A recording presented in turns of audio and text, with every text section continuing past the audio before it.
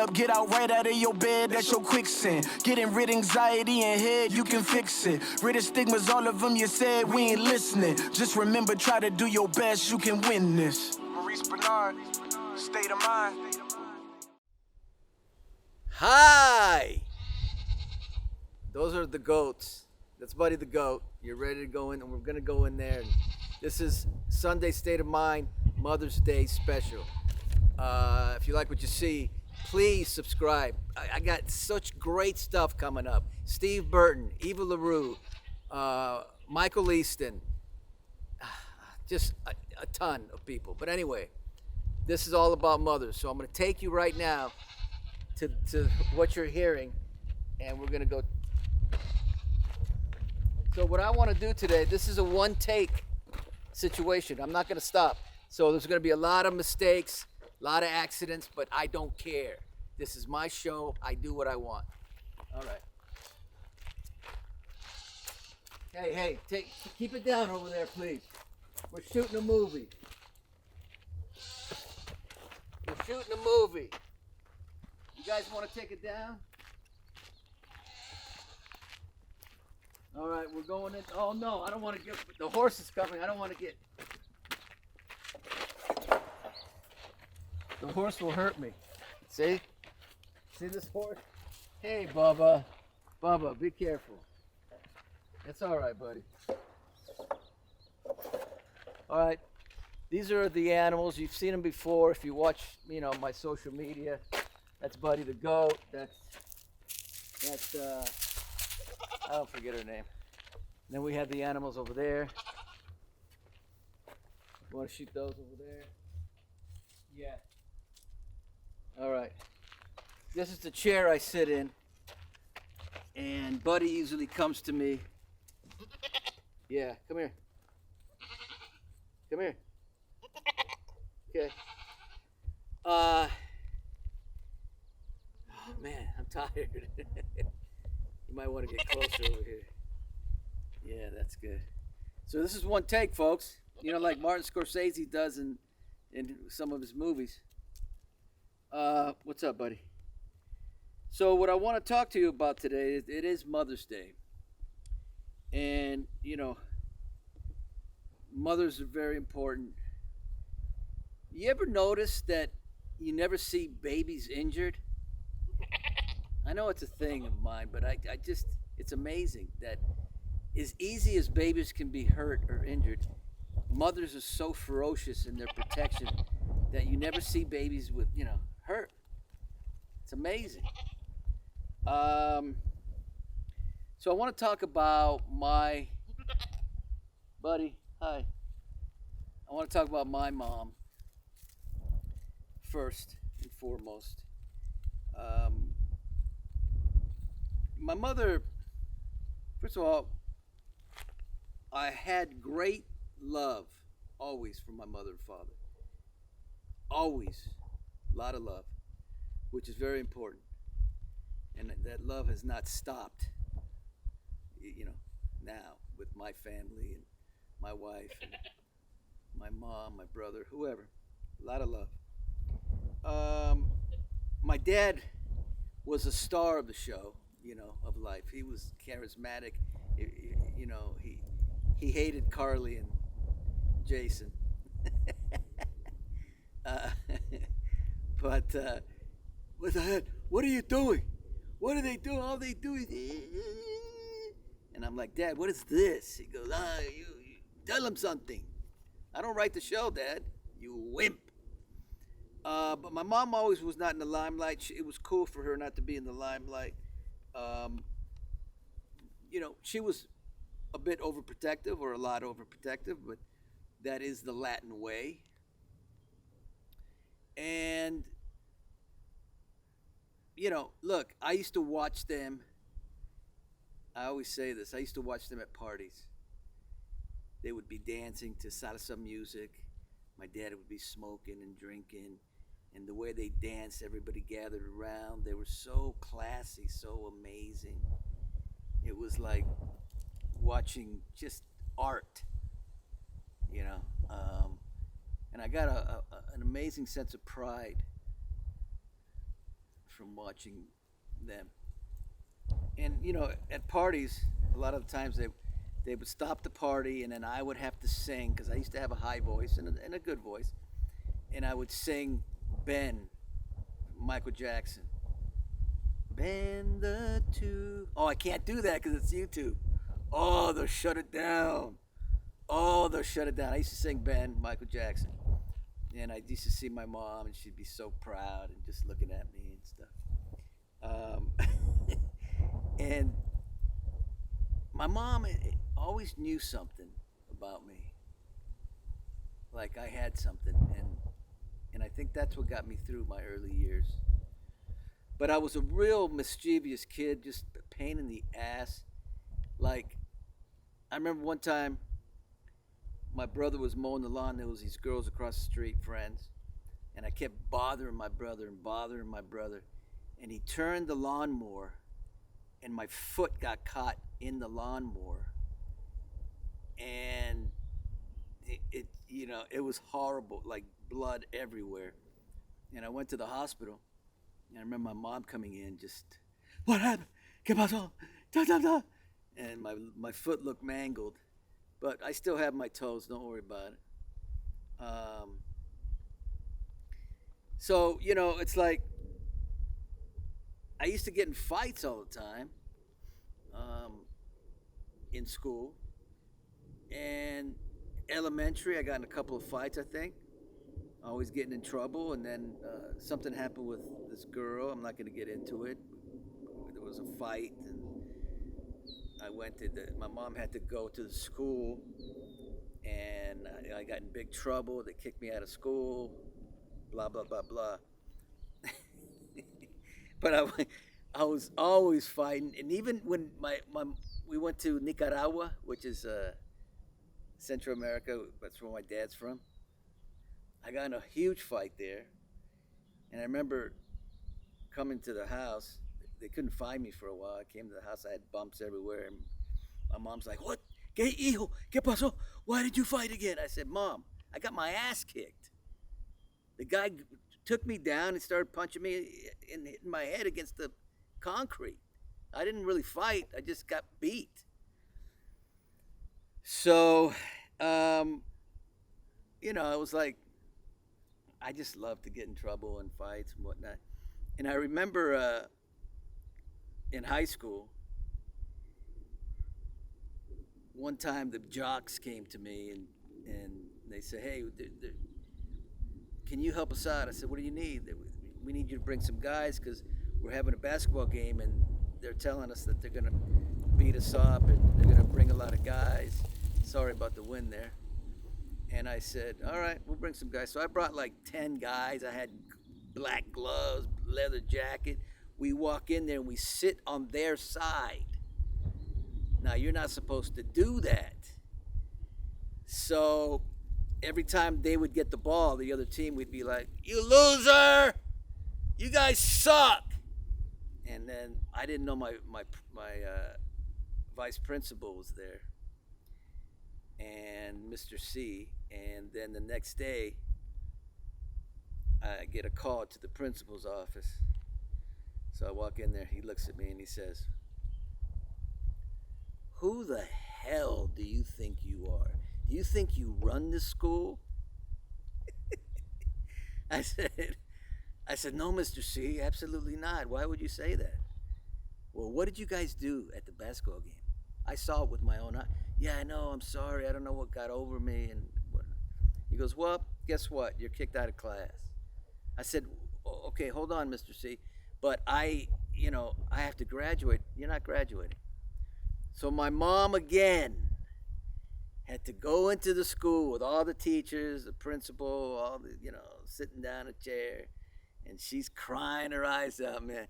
I think she was the best actress. You know what I mean? She's crying and crying. My son has to graduate. He has to graduate. Please, please. And guess what? They let me graduate. So, once I graduated, then I didn't know what I was going to do in my life. But I got into modeling, very unsuccessful because I'm too short. And then, so I didn't do well there, hated it. And then from there, got into acting. And sure enough, my mom, when I got into acting, we both knew. I don't know what it was because nobody else believed it. If I'd said to anybody at that time, I want to be an actor, they go like this. Really? And my mom, though, there was just something we both knew. I can't explain it. And then I had my first nervous breakdown. Now, that's something that came out of nowhere because my mom and dad, they truly did not know what the heck that was. I was in a mental institution. I escaped the mental institution. 8 months of depression after that. And if it wasn't for my mom and dad, there's no way I would have made it. No way going through that I would have made it. They were right there with love, with patience, because that's all you can really do is give love and patience and positive, and forget that word, positive whatever. And they were always there for me. I remember one time my mom, this is the thing that I remember the most. We were walking around the jacuzzi and I had my arm around my mom because I could barely walk. That's how messed up I was. I could barely walk. And I looked at her and I said, Mom, I'm gonna get through this. And she says, I know you are. And I believe she didn't believe that. Maybe she did. I didn't believe it when I said it. But I just had to say it to get me through it. So the way I got through it with my mom and dad right there, I entered a contest called the Most Watchable Man in America. Well, I entered the Most Watchable Man in Contra Costa, got third place. And then they sent me to the Most Watchable Man in San Francisco, and I won. And it's just basically you go in there, you have your bathing suit, your suit, and a casual wear, like a Miss America for men. I won that, and then I entered, during this bad period of mine with depression and everything, I entered the Most Watchable Man in America. So I go out to LA, my mom and dad are there, and I'm nervous as hell because I was always nervous back then. No matter what, I was nervous. And here I am. The question they asked me is, what do you like in a woman? I said, it's not what's in the outside, it's what's in the inside. All the women are like, ah. And the winner is of the Most Watchable Man in America, MAURICE BENARD. Oh, my father was going crazy. My mother was just losing it. And so I won. And that's what got me through that period. And that's the thing about when you have a mother and a father's love. And it's amazing how a week before that contest, I was not well here. Just winning that made me better. That's why it's all mental. It's all mental. Nothing changed in me except this. And then I was better, and that's that. So I just want to say to my mother, happy Mother's Day. Thank you for what she did for me. And I love having our talks. And now I go to the second part. All these flies on me. Which is my wife and watching what she, what she's done as a mother, which is, my wife was never in pain when she was in labor. That's amazing to me. She was very protective, patient, so much love, hands-on like there's no tomorrow. Um, she just always had this kind of way about her, in her voice, her calmness. One time, a refrigerator fell on my daughter Cassidy. Could have killed her. And Paula was just calm as a cucumber. Another time, Cassidy swallowed a marble. Called, the 911, the whole thing. Paula was, I mean, she's losing it, but she just has a way about her, which is incredible, And just a year and a half ago, Joshua broke his back, and the way that Paula took care of him, I see these things, and it's a beautiful thing to witness, a mother and a child. With Paula, for me too, as I somehow I always believe everything's going to be okay. I don't, you know, Paula, Joshua forgot his wallet at the airport, so he wasn't going to get on the plane, and somehow I felt he'll get on the plane, and sure enough, he gets on the plane. Paula figured it out. She homeschooled all her children. Cassidy is a nanny. Kaylee has her master's. Heather is in the Air Force. And Joshua is a very talented actor, singer. And this is a testament to a great mother. I mean, I'll throw myself in there a little bit, but great mother. One of the most beautiful things I remember between Paula and Heather, we ended up adopting her. And I remember being in the room, we were on the bed, and everybody's happy that she's adopted. And Heather said to Paula, "Hey, Paula, is it all right if I call you mother?" And I just broke down, cried. I just thought it was a beautiful moment, beautiful.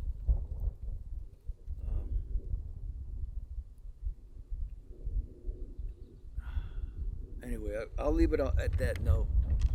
I don't know how to end this. One take is kind of crazy. I just will say this, it's to be a mother. I know it's difficult. I don't know if I even said this. I was at a hamburger place, and I saw a mother with like 5 kids and a baby, and it was like nothing. If that were me, I wouldn't have hair. And I thought, wow, that is the power of a mother. To have 5 kids running around you, a baby, and you're just, eating your hamburger. That's what it's all about. The love of a mother is special. All right, happy Mother's Day.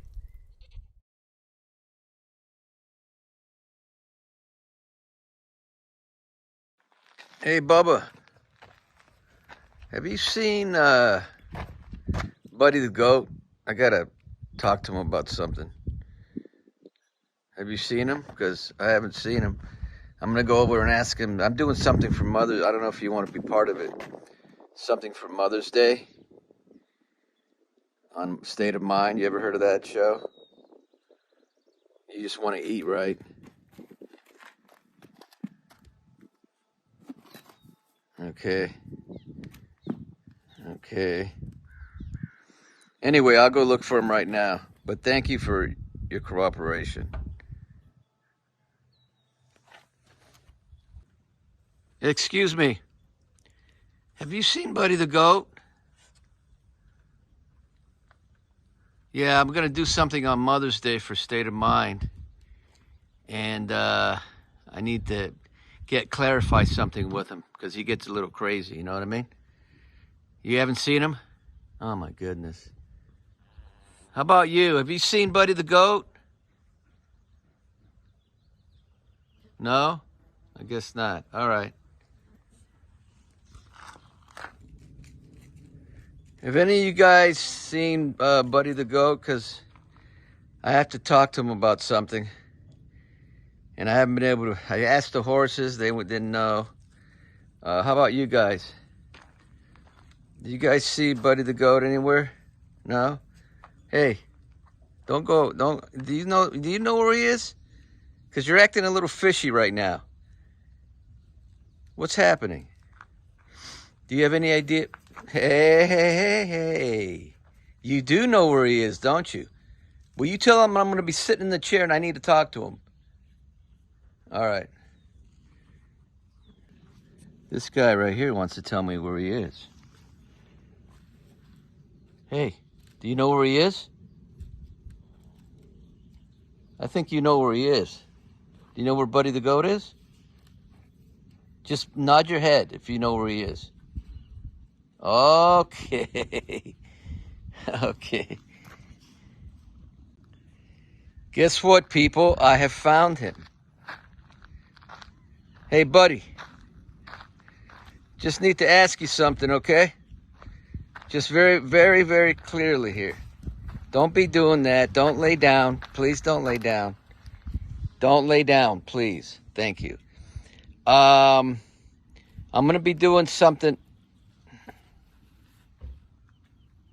Okay.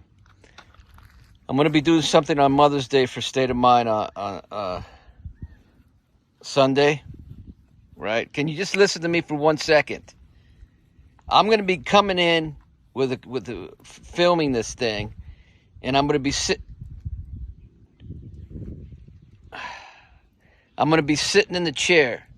All I need you to do is come to the chair, say hi for a second, and then you could leave. Because I'm doing a monologue about mothers and how great they are and whatever.